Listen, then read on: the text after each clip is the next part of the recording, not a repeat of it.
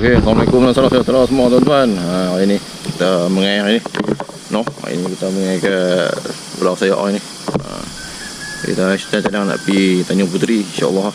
Kalau ayak tak besar-besar ya. Kita jalan pelan-pelan tu lah. Ni pagi ya, baru pukul 7. Ni member kita buat beri ya. Okey lah.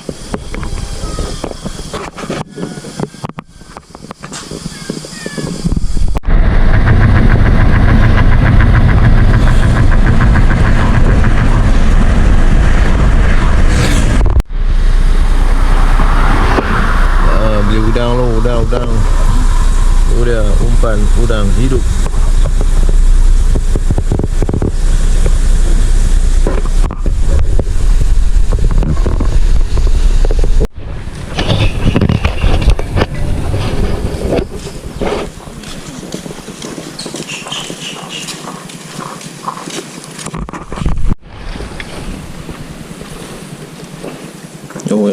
Surut.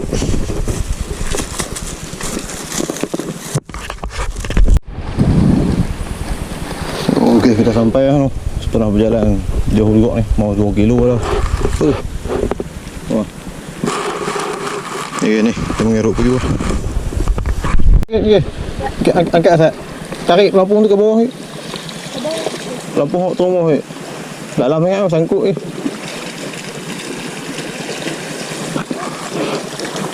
Tekan hok turun bawah ni.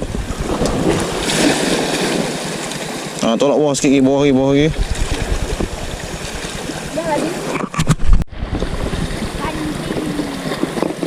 Apa tu?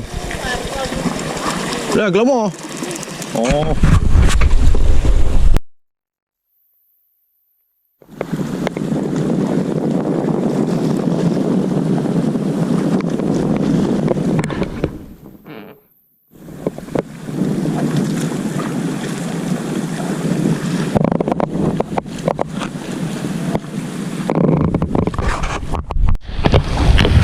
Okey, kita balik lah.